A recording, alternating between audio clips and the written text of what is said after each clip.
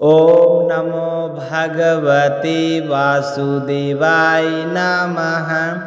आपका स्वागत है मीनू भक्ति चैनल पर। भगवान श्री हरि की कृपा आप पर सदैव बनी रहे।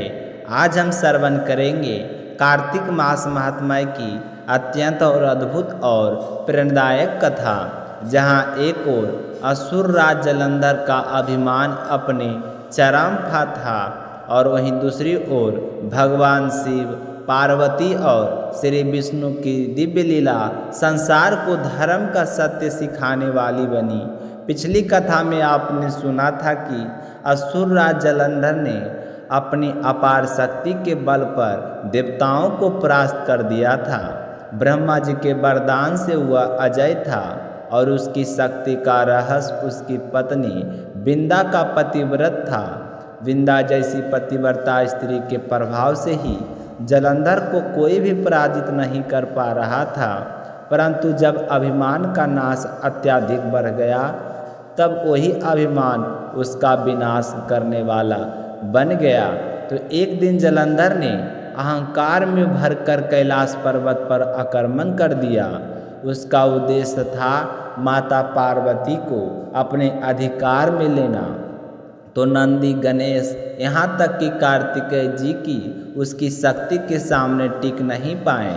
अंततः जलंधर ने स्वयं भगवान शिव से युद्ध किया। युद्ध भयंकर था, आकाश कांप उठा, दिशाएं मौन हो गई। पर जब जलंधर शिव जी को भी परास्त ना कर सका, तब उसने छल और माया का मार्ग अपनाया। उसने गंधर्वी माया से अनेक अप्सराओं को उत्पन्न किया, जो अपने नृत्य और संगीत से भगवान शिव को मोहित करने लगी। परंतु यह भूल गया कि शिव स्वयं मायापति है, वे माया में नहीं, माया उनके अधीन है। शिव जी मुस्कुराए, वे जानते थे यह लीला अब अंत में निकट है, क्योंकि जो स्वयं छल करता है वही अपने अंत की रेखा भी स्वयं खींच देता है। तो माया में भ्रमित होकर जलंधर ने शिव जी का रूप धारण किया और माता पार्वती के समक्ष जा पहुंचा। परंतु देवी पार्वती तो आदि शक्ति हैं, वे जान गई कि यह उनका शिव नहीं है। उनकी दृष्टि में छल टिक सा नहीं सकता था। माता परंतु अंतर्धान हुई और भगवान विष्णु को स्मरण किया। तो हे विष्णु, जैसे जलंधर ने छलपूर्वक मेरा स्त्री भंग करने का प्रयास किया, वैसे ही तुम्हें भी उसकी पत्नी विंदा की पतिव्रत का अंत करना होगा, क्योंकि वही उसके अभिमान और उसकी शक्ति का मूल्य है। तो विष्णु जी ने आज्ञा स्वीकार की। वे जानते थे यह कार्य कठोर आवश्यक है, पर धर्म की रक्षा के लिए आवश्यक भी है। तो रात्रि का समय था। जलंधर नगर के उद्यान में विष्णु जी मुनि रूप धारण करके पहुँचे और विंदा से उस समय अत्यंत चिंतित थे, क्योंकि उसने स्वप्न में अनिष्ट संकेत देखे थे। वह देखती है उसका पति नग्न अवस्था में अंधकार की ओर जा रहा है, चारों ओर राक्षसों से घिरा हुआ है, नगर डूब रहा है, सूर्य मंद पर गया है।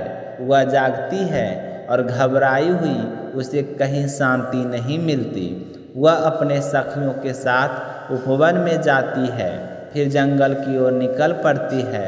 वहाँ उसे दो भयंकर राक्षस दिखाई देते हैं, जो उस पर झपटने ही वाले थे कि एक शांत मौनी पुनि प्रकट हुए। वही थे भगवान विष्णु अपनी माया में छिपे हुए। मुनि ने केवल हूँ कहा और राक्षस भस्म हो गए। बिरदा उनके चरणों में गिरकर बोली, हे कृपानिधि, मेरे पति जलंधर की कुशल बताइए, वे कहाँ हैं? तो मुनि ने मौन रहकर संकेत किया और तभी दो बानर आकाश मार्ग से प्रकट हुए। वे जलंधर का कटे हुए सिर और धड़ लेकर आए। तो विंदा का संसार पल भर में शून्य हो गया। वह मूर्छित होकर गिर पड़ी, फिर रोते हुए बोली, हे मुनिवर, मेरे पति को पुनर्जीवित कर दीजिए। मुनि ने कहा, हे सती, यह युद्ध में भगवान शिव के हाथों मारा गया है। जिसे शिव मार दे उसे कोई जीवित नहीं कर सकता। परंतु तुम शरण में आई हो, इसलिए मैं यह माया रचता हूँ। और तब भगवान विष्णु ने अपनी माया से जलंधर का रूप रचा। वृंदा ने उस रूप को देखा तो सोच लिया कि उसका पति जीवित हो गया है। वह प्रसन्न होकर उससे मिली, परंतु जब लीला समाप्त हुई तो वह साक्षात सत्य को जान गई। तो वृंदा ने क्रोध और दुख से भरी आंखों से विष्णु को देखा और बोली, हे विष्णु, तुमने छल से मेरे पतिव्रत को भंग किया है। अब सुनो मेरा श्राप। जैसे तुमने मुझ पर माया रची है, वैसे ही भविष्य में तुम्हारी पत्नी भी राक्षसों द्वारा हर ली जाएगी। तुम भी उस समय विरह के व्याकुल होकर बानरों की सहायता से उसे प्राप्त करोगे। वह अग्नि में प्रविष्ट हो गई और देवगण ऊपर से देखते रहे कि वृंदा ने का तेज माया पार्वती में समा गया। तो वृंदा तुरंत तुलसी के रूप में पूजनीय बन गई। तो भगवान विष्णु ने उस दिन से प्रतिज्ञा की कि जो भी मेरे पूजन में तुलसी अर्पण करेगा, मैं स्वयं उसकी भक्ति स्वीकार करूँगा। अब कथा आगे बढ़ती है। जब वृंदा का पतिव्रत भंग हुआ, तब जलंधर की शक्ति क्षीण हो गई और शिव जी ने रौद्र रूप धारण किया और उनके नेत्र अग्नि समान केश आकाश का स्पर्श करते हुए और जटाओं से निश्चित ज्वालाओं ने दिशाओं को प्रकाशित कर दिया। तो जलंधर ने भी अपनी संपूर्ण सेना सहित युद्ध किया, परंतु जब उसने अपनी माया से पार्वती जी का रूप रचा और बंधक बनाया तो शिव का धैर्य टूट गया। उन्होंने अपने अंगुष्ठ से सुदर्शन चक्र उत्पन्न किया और वह जला घूमता हुआ निकला और पलक झपकते ही जलंधर का मस्तक छर से अलग कर दिया। धरती काँप उठी, दैत्य भागने लगे। आकाश में गंधर्वों ने जय घोष किया, हर हर महादेव। जलंधर सहारक शिव शंभु की जय हो। उसके शरीर से तेज शिव में समा गया और वृंदा का तेज पार्वती में, और इस प्रकार धर्म की पुनः स्थापना हुई। अब कथा का प्रवाह भागवत पुराण की ओर बढ़ता है, जहाँ भगवान श्री कृष्ण की द्वारका आगमन की लीला वर्णित है। कार्तिक मास का यही सौंदर्य है। एक ओर सहार, दूसरी ओर पुनर्सर्जन, एक ओर शिव की रौद्रता, दूसरी ओर कृष्ण की मधुरता। संगीत परिवर्तित कोमल बांसुरी और शंख ध्वनि के साथ कृष्ण लीला का वातावरण। तो सूत जी कहते हैं, जब भगवान श्री कृष्ण ने अपने द्वारका लौटे तो संपूर्ण नगर आनंद में झूम उठा। उनका शंख 5 में वजन बजा, जिसकी ध्वनि से आकाश गुंजायमान हो गया। वह शंख उनके कर कमलों में ऐसे शोभित हो रहा था मानो लाल कमरों पर बैठा हुआ श्वेत राजहंस गान कर रहा हो। तो भगवान के शंख की ध्वनि संसार के भय को भयभीत करने वाली थी।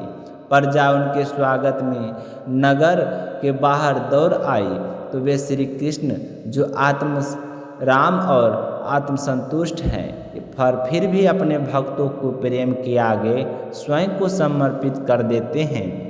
द्वारका नगरी आज दीपमालाओं से जगमगा रही थी, फूलों की वर्षा हो रही थी, ध्वजाएं लहरा रही थी, घर घर में मंगल कलश सजे थे। श्री कृष्ण के स्वागत में शंख, तुरही, मृदंग और वेद ध्वनियाँ गूंज उठी। उग्रसेन, वासुदेव और क्रूर बलराम, प्रद्युम्न सभी रथों पर सवार होकर भगवान के स्वागत के लिए आगे बढ़े। स्त्रियां अटारियों से झांकती हुई प्रेम और भक्ति से बेहाल रही थी। उनकी आंखों में आंसू थे, पर होठों पर मुस्कान। भगवान कृष्ण जब नगर में प्रवेश करते हैं तो उनकी छवि ऐसी लगती है जैसे श्याम मेघ पर बिजली की सुनहरी रेखा झिलमिला रही हो।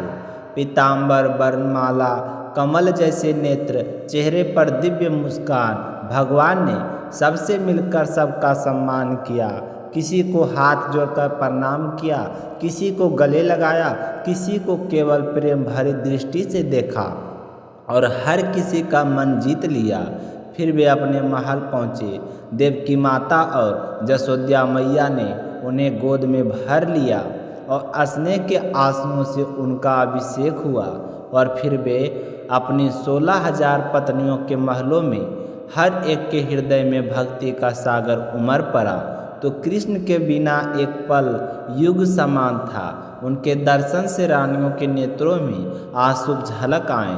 किसी ने नेत्रों से, किसी ने हृदय से और किसी ने अपने पुत्र के बहाने से उन्हें आलिंगन किया। और सूत जी कहते हैं, जिन भगवान श्री कृष्ण की मधुर मुस्कान से कामदेव भी निर्वस्त्र हो गया, वे संसार में मनुष्य रूप में रहकर भी प्राकृतिक के गुणों में अछूते रहे। वही उनकी भागवता है कि वे सदा इस संसार में रहकर भी संसार से परे हैं। तो भक्तों, यही तो था कार्तिक मास का संदेश कि धर्म, भक्ति और प्रेम तीनों ही ईश्वर की लीला के 3 पक्ष हैं। कभी विरोध बनकर अधर्म का संहार करते हैं, कभी मधुर बनकर भक्तों के हृदय को मोह लेते हैं। और जब भक्त तुलसी की तरह समर्पित हो जाता है तो ईश्वर साक्षात उसके भीतर बस जाते हैं। तो प्रेम से बोलिए हर हर महादेव। जय श्री हरि विष्णु भगवान की, बोलिए श्री कृष्ण गोविंद हरे मुरारी की जय हो, जय तुलसी माता की जय हो। तो भक्तों, यह थी आज की कथा। उम्मीद है आप सभी को सुनकर अच्छी लगी होगी। तो अगर आपने अभी तक मीनू भक्ति चैनल को सब्सक्राइब नहीं किए हैं तो चैनल को सब्सक्राइब कर दीजिए, ताकि इस चैनल पर रोज़ाना इसी तरह के वीडियो आपको व्रत कथा सुनने को मिले। अपना सपोर्ट इस चैनल पर बनाए रखें।